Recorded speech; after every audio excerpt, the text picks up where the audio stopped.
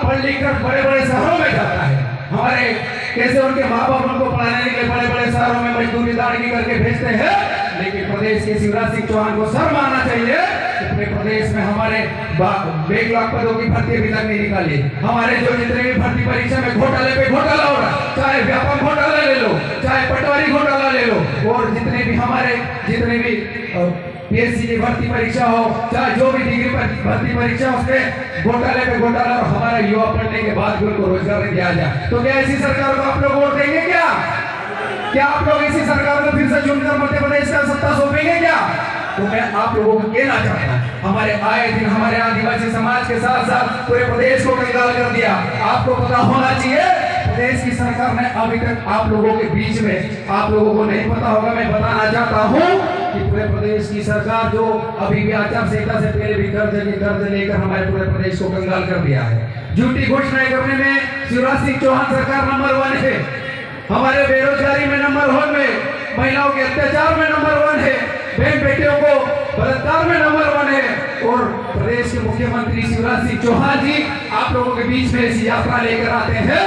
आजादी के 75 वर्ष बीत जाने के बाद ऐसा कौन सा आजादी के अमृत काल में अमृत बरसा दिया मामा शिवराज मामा, जो आप लोग हमारे बीच में आकर जो आप लोग ये यात्रा निकालने का जो ढोंग कर रहे हैं। आप लोगों को हम लोग यात्रा और आशीर्वाद तो नहीं देंगे, लेकिन आपकी विदाई के लिए जरूर आपको आशीर्वाद देंगे। ये जय शिवा का वादा मैं आपको कहना चाहता हूँ। जिस प्रकार से हमारे आदिवासी बहन बेटी को मारा गया है, उसका एक हमारी बहनों के चीख का बदला लेंगे। हमारी बहनों बेटी को जिंदा जलाया गया है, उसका बदला लेंगे। हमारे युवाओं को जब रोजगार की मांग करने के लिए भोपाल जाते हैं, उन पे लाठियां बरसाई जाती है, उसका भी हम लोग आपसे बदला लेंगे। और ये शिवराज सिंह चौहान सरकार का मैं आप लोगों को वादा दिलाना चाहता हूँ कि 2023 में आप लोग शिवराज सिंह चौहान की विदाई दिलाओगे कि नहीं दिलाओ? दोनों हाथ खड़े करके बोलो, शिवराज सिंह की विदाई दिलाओगे कि नहीं दिलाओ? मैं कहना चाहता हूँ, आजादी के बीतने के बाद भी जो आदिवासी समाज है आज मुख्य धारा से क्यों पिछड़ा हुआ है? आज आदिवासियों को क्यों उनके हक अधिकारों से वंचित रखा गया है? चाहे कोई भी सरकार हो, चाहे भारतीय जनता पार्टी की सरकार हो या कांग्रेस की सरकार हो, मैं दोनों पार्टी को कहना चाहता हूँ कि जय शिवा को मत छेड़े। उनके अधिकार के लिए वो संवैधानिक दायरे में, जिस प्रकार से बाबा साहब अम्बेडकर ने हमें संविधान में अधिकार दिया है, उसको संवैधानिक दायरे में अधिकारों की बात कर रहे हैं। लेकिन आप अगर उनके झूठे मुकदमे फंसाओगे, उनके ऊपर लाठियां भाजोगे और हमारी बहन बेटियों के साथ बलात्कार जैसी घटना करें, तो आपको किसी कीमत पे नहीं छोड़ेंगे। और मैं आपको एक और बात कहना चाहता हूँ, आपकी बैतूल की नगरी से मैं बोल कर जा रहा हूँ कि ऐसे नेताओं को कभी मत वोट देना जो हमारी बहन बेटियों के साथ जब अत्याचार और बलात्कार हो रहा था, हमारे युवाओं के ऊपर लाठी बांधी जा रही थी, और यहाँ के आपके जिन जनप्रतिनिधियों में आपने वोट देगा, आपका कीमती वोट देकर उनको चुन के भेजा था, वो बंद ऐसी कमरे में बैठकर खामोशी से देख रहे ऐसे नेताओं का। जब अभी 2023 का चुनाव आ रहा है, अभी 2-3 दिन बाद आचार संहिता लगने वाली है, ये नेता जब भी आपके पास वोट लेने आए, उनसे पूछना हमारे युवा सड़कों पे संघर्ष कर रहे थे, हमारे समाज के हमारे बहन बेटे से सड़कों में बैठ के आंदोलन कर रही थी, हमारे जो पलायन कर रहे थे, और हमारे जो देव और इनके जितने भी हमारे जो बाल परियोजना के नाम पर हमारे आदिवासियों को विस्थापित कर रहे थे, तब आप कहाँ बैठे थे? जो किस कोने में चुप कर बैठे थे? आप लोग अगर उसकी आवाज नहीं उठाई तो आप लोगों को हम वोट नहीं देंगे किसी कीमत में। और मैं आपसे एक और बात कहना चाहता हूँ, आपके बीच में ये जय शिवाओं ने जिस प्रकार से क्रांति का बिगुल बजाया है, इनको आप लोगों को विधानसभा में चुनकर भेजना है कि नहीं भेजना है? आप बताओ, इनको चुनकर भेजना है कि नहीं भेजना है? तो मैं आप लोगों को कहना चाहता हूँ, ये बैतूल के आपके ये स्टेडियम से आप लोग मुझे आश्वस्त करें कि बैतूल के 5 विधानसभा चुनाव जो सीटें हैं, उसके जय शिवा को आप उम्मीदवार बनाकर उनको विधानसभा में भेजेंगे कि नहीं भेजेंगे? दोनों हाथ खड़े करके बताओ कितने लोग चाहते हैं कि बैतूल से जाना चाहिए? ये जब जितने भी बैतूल के हमारे जो जनप्रतिनिधि है, उनकी नींदें खोल देना। जब तक ये जय जवान जय आदिवासी नहीं बोले, और किसी भी गरीब किसान मजदूर दलित पिछड़े के साथ जब भी अत्याचार और अन्याय उनके साथ खड़े नहीं हो, उनको गांव में मत घुसने देना है। तो वोट मांगने के लिए आप लोग ये संकल्प ले लीजिए मेरे साथियों। अन्यथा ये 2023 के बाद केंद्र में बेटी मोदी सरकार भारत के संविधान को बदलने की बात कर रही है।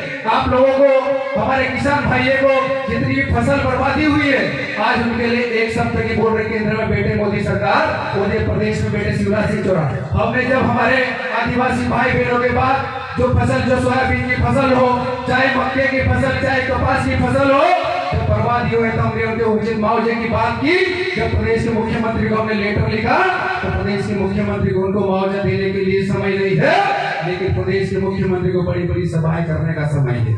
पूरे प्रदेश में कर्ज लेने की जो हमारा बार बार जो कर्ज लेने की जो आदत बनी शिवराज सिंह चौहान सरकार को, तो वो लेने के लिए समय है, लेकिन हमारे किसानों की बात सुनने का समय नहीं है। हमारे गरीब मजदूर आदिवासी दलित की बात सुनने का समय नहीं है। हमारे पिछड़े भाइयों की बात करने का समय नहीं है। तो मैं कहना चाहता हूं, अगर आपके पास समय नहीं है तो हम युवाओं के पास भी आपसे बात करने का समय नहीं है। आपको इस प्रदेश से उखाड़ कर फेंकने का समय हमारे पास आ गया, तो ये हम करके जाएंगे।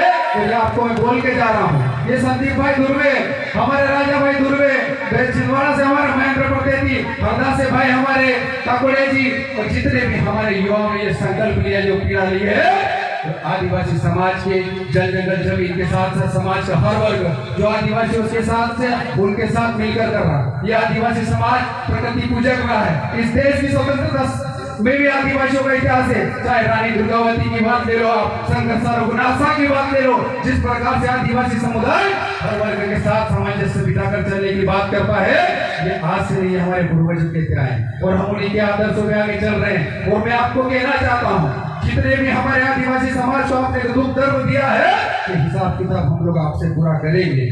साथियों, आप लोगों ने इस कार्यक्रम में आकर मेरी बातें सुनी, आप लोगों ने इस कार्यक्रम में मुझे बुलाया, भाई संदीप भाई दुर्वे और आपकी पूरी बैतूल देश टीम ने मुझे बुलाया, आप लोगों के बीच चलकर आया है।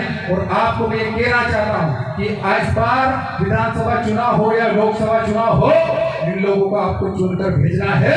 और हम लोग आपको एक और बात कहना चाहते हैं, चाहे कांग्रेस पार्टी हो चाहे भारतीय जनता पार्टी है, दोनों ही नेताओं ने आजादी के 75 वर्ष बीतने के बाद भी आदिवासी समाज के साथ हमारे किसान भाइयों को, मजदूर को, हमारे युवाओं को और हमारी बहनों को जिस प्रकार से अत्याचार और बर्बरता किया है, तो आगे भी अगर आपने साथ दिए तो हम आपको ये कहना चाहते हैं, आप ये गलत फहमी में न रहे।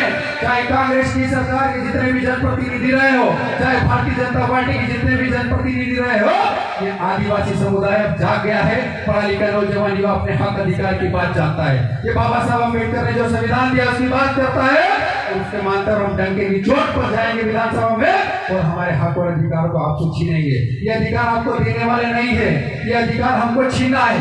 गोलमारा के हमारे दादा हीरा सिंह मरकाम जी कहते थे, ये अधिकार हमारे चढ़ कर लेंगे सीने के, वो बोलते हैं। और साथ ही अधिकार हमको देने वाले नहीं, अगर देने वाले की मंशा होती अधिकारों को देने की, फिर 75 वर्ष नहीं लगाते। ये अधिकार हमको छीनना पड़ेगा, ये हमको देने वाले नहीं, ये छीन के लेंगे।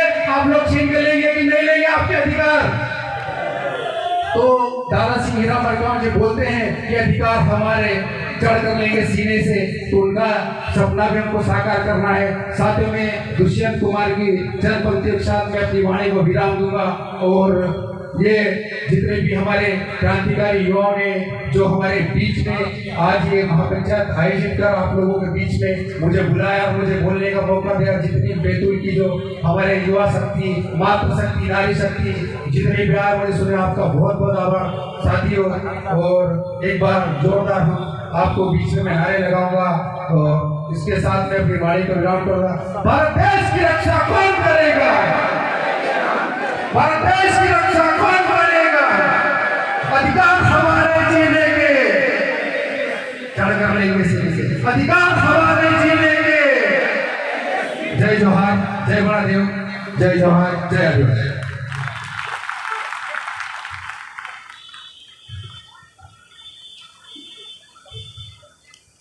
बहुत बहुत धन्यवाद।